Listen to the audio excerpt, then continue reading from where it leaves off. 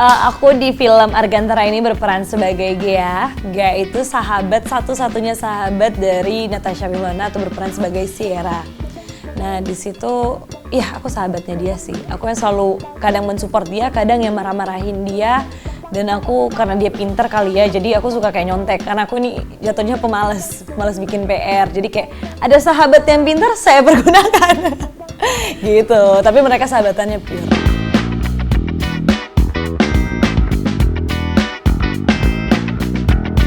Sejauh pas syuting sih bangun chemistry sama Wilona aku fine-fine aja karena emang anaknya juga baik di kehidupan nyatanya juga dia fine gampang masuk dan sebelum kita syuting kan kita ada workshop dulu tuh hampir sebulan yang kayak pas reading ketemu ngobrol cerita jadi bangun chemistry-nya pun di saat kita menurut aku juga Wilona tuh profesional juga jadi saat kita di set kita di lokasi kita selalu bangun chemistry-nya bareng. Kayak kita suka makan bareng, gojek bareng, biasa lah.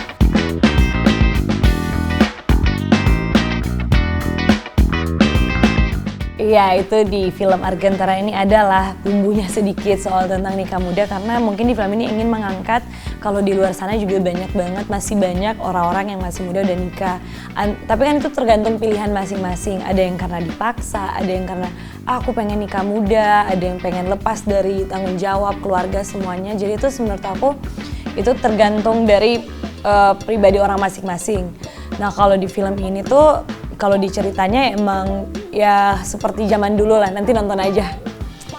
Kenapa Wilona Sierra sama Argantara dinikahkan itu pasti ada sebabnya, bukan karena kemauan mereka justru.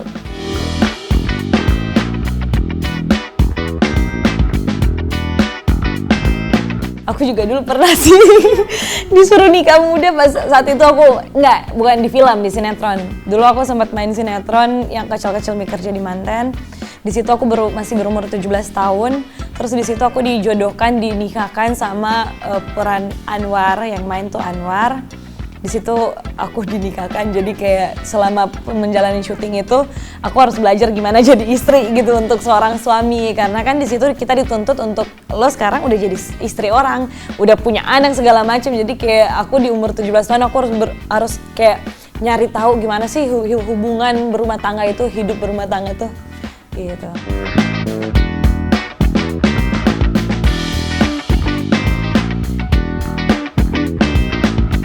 Dulu aku sempat risetnya ada salah satu teman aku nggak perlu sebut karena dia masih muda dan nikah, jadi kayak aku risetnya dari dia. Terus kadang aku suka nanya gimana sih, apa sih yang lo dapetin, ada plus minusnya, ada yang kayak dia bahagia, dia senang bisa nikah muda, bisa punya keluarga, bisa punya anak, tapi ada minusnya juga, dia ngerasa kayak kehidupan sosialnya tuh berkurang karena harus di rumah, prioritasin suami dan anak. Dia di masih umur yang seharusnya umur kita untuk fun, untuk main sama temen, jalan-jalan, dia udah punya tanggung jawabnya sendiri. Jadi kayak ada plus minusnya, tapi di saat kita yang kayak fun nih masih suka jalan-jalan sama teman, kalau ngelihat dia tuh kayak aduh pengen punya anak deh, pengen punya suami. Nah justru sebaliknya dia ngelihat kita aduh pengen deh keluar-keluar kayak lo masih bisa nongkrong sama teman, kemana-mana bebas, nggak ada yang dibawa, yang ditenteng. Jadi tuh punya plus minusnya sih. Jadi tinggal kita sendiri, kita mau memilih kehidupan mana yang kita pengen sebenarnya.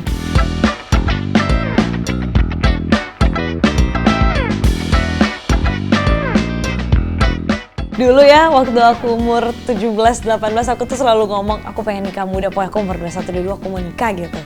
Cuma ternyata jodohnya belum dikirim sama Allah. Enggak. Cuma semakin kesini semakinnya bertambah umur, kalau aku pribadi aku sendiri aku lebih memprioritaskan aku sampai aku matang, sampai aku stabil dulu pekerjaan aku, mental aku, semuanya aku udah stabil baru aku ingin menikah. Aku nggak mau di saat aku menikah tapi ternyata diri aku belum siap, kasihan nanti anak aku kalau mental aku belum oke. Jadi kayak aku pengen mempersiapkan semuanya, diri aku, matengin diri aku, terus kayak lebih baik lagi jadi jalanin hidup baru aku ingin menikah dan punya anak. Pas kita masih SMA kita dipukul sama guru karena nggak bikin PR, kita kayak ya udah kita salah gitu. Zaman dulu aku ngerasanya oh ya wajar aku dipukul karena aku salah.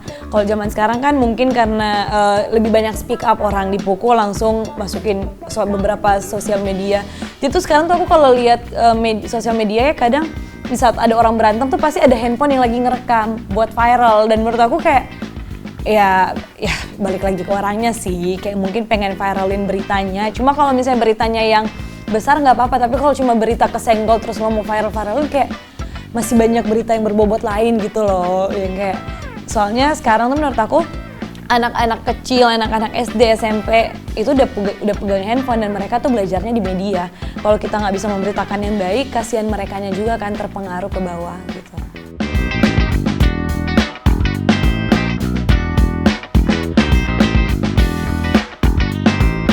Mentalnya tuh yang kayak menurut aku ya, kalau misalnya nih aku belum siap tiba-tiba, kan kalau misalnya orang tua dan nikah, apalagi yang tiba-tiba punya anak yang dia kebiasaan sendiri kemana-mana, terus tiba-tiba nggak boleh kemana-mana, harus ngurusin anak, harus ngurusin suami yang nggak biasa akan itu, dia kadang bisa jadi stres juga kan di rumah. Nah, aku tuh pengen kayak aku bisa ngurus diri aku sendiri dulu, aku belajar untuk ngurusin orang, suami aku misalnya contohnya, baru bisa ngurusin anak.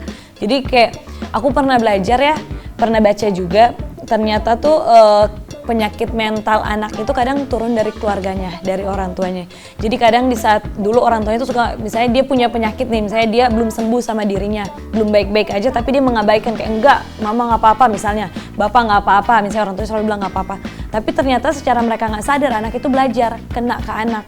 Jadi menurut aku di saat aku ingin menikah, aku harus benar-benar selesai sama masalah masalah aku baru aku ingin menikah. Jadi biar anak aku nggak ngerasain sakit maknya.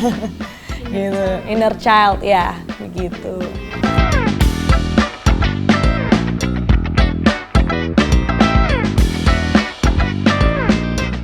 Kalau aku untuk menjaga kesehatan mental aku, satu olahraga. Itu karena menurut aku olahraga tuh bisa mengeluarkan hormon endorfin.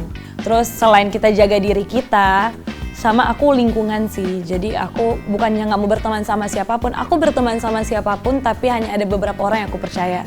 Dan kalau misalnya, kalau kita kan public figure, kita follow-followan aja kan orang di Instagram, mau kita sedekat apa, mau kayak orang jauh follow back.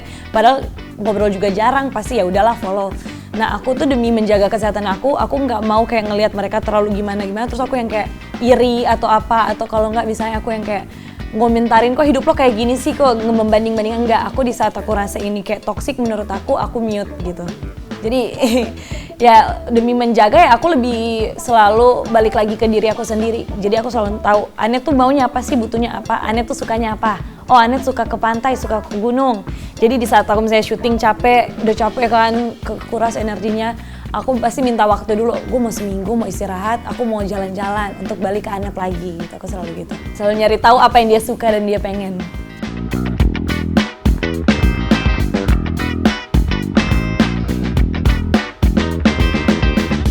Secara nggak sadar tuh kita kalau terlalu kepo sama kehidupan orang, kita akhirnya jadi omongin, dan itu jadi negatif buat diri kita. Jadi kayak udah cukup tahu. Justru aku senang kalau ngelihat teman aku bagi kayak, wah dia sekarang udah ini, wah dia gini ya, udah happy. Tapi kalau misalkan ada beberapa orang yang kayak, lihat deh kok dia hidupnya gini-gini. Nah, menurut aku tuh kayak, ya lo urusin hidup lo dulu, nggak usah ngomongin orang deh gitu. Jadi aku selalu membatasi sama yang begitu-begitu.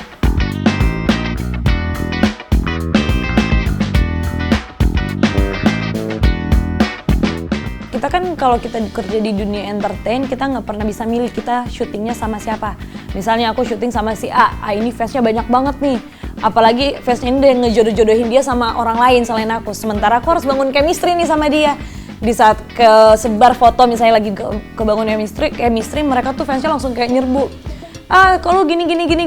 Nah, aku tuh kayak ya udah, mereka kan punya hak untuk berbicara juga. Jadi aku kayak oke, aku baca tapi aku nggak masukin ke hati, aku cukup lihat.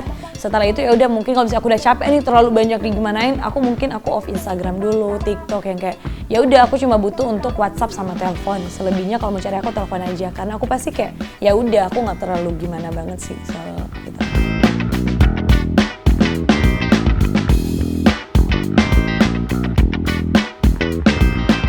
Kalau aku memanfaatkan sosial media aku ya, aku selalu nyari yang positif. Jadi saat kan misalnya apalagi contoh deh Instagram atau TikTok, sekarang kalau kita scroll kan bisa not interest gitu kan. Jadi kalau misalnya aku ngerasa ini video nggak terlalu berguna untuk aku not interest. Jadi yang akan masuknya itu tuh video-video yang misalnya aku pakai untuk belajar.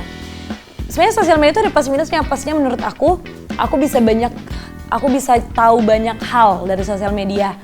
Jadi kayak aku mencari sesuatu tentang apa, aku cari oh gini, ternyata ini gitu. Dan aku memanfaatkan Instagram aku, TikTok aku, misalnya sosial media aku ya dengan itu, misalnya untuk income ya dengan positif, apa yang bisa aku kasih ke mereka, apa yang bisa mereka kasih ke aku, jadi sama-sama. Jadi nggak yang cuma mereka, nggak cuma aku, tapi kita sama-sama untuk membangun sesuatu itu. Tapi kita sebagai artis pun kadang harus memfilter, karena kan nggak mungkin, contoh misalnya, ini ada endorsement mau masuk tapi misalnya judi online ya kalau kita kan ya itu nggak ada yang salah ya menurut orang pribadi masing-masing, tapi kalau aku akan lebih mengambil untuk kayak orang ngelihatnya mereka tertarik dan mereka kayak oh ini positif gitu.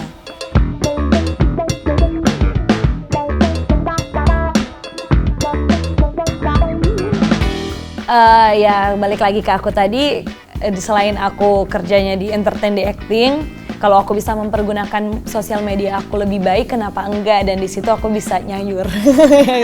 Jadi ya udah, selama aku membagikan yang positif, yang enggak memancing orang untuk marah atau apa, aku kan tetap lakuin. Dan aku juga, kalau aku tipenya aku kalau kerja selalu pakai hati apapun, mau itu cuma endorse kecil, endorse besar atau apa, aku selalu pakai hati. Jadi kayak ya udah, karena menurut aku harus ngejaga itu. Karena sekali aku hancurin, aku bisa nama aku udah rusak kemana-mana dan nggak ada lagi yang mau pakai aku kan. Jadi kayak aku harus gitu. Ya income-nya ya seneng lah buat jajan, buat nongkrong sama temen.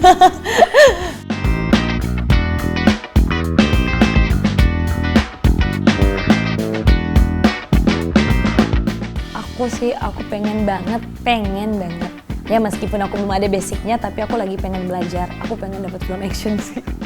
Pengen banget karena kayak dari kemarin kan horor dan drama aku baru bisa dihitung, dan ini pun salah satu drama aku kan. Ini pun ada actionnya. Cuma kan aku nggak berantem di sini. Aku tuh pengen yang kayak bener-bener dapat peran yang action, yang kayak ya action aku suka. Pengen menantang gitu. Pasti akan lebih capek, cuma karena mungkin aku suka nonton film action kali ya, jadi itu kayak kalau ngelihat cewek yang bisa berantem, bisa aku kayak wah keren banget, aku pengen banget kayak gini. Cuma ya balik lagi, masih belajar untuk bela diri dulu. Soalnya kan kita nggak tahu apa-apa, ucuk-ucuk kak, Pak saya mau main film action, lo bisa apa? Nggak bisa apa-apa, ya nggak ada bisa kita kasih juga kan buat mereka. Jadi sekarang mungkin aku lebih fokus untuk upgrade diri aku sih sebenarnya.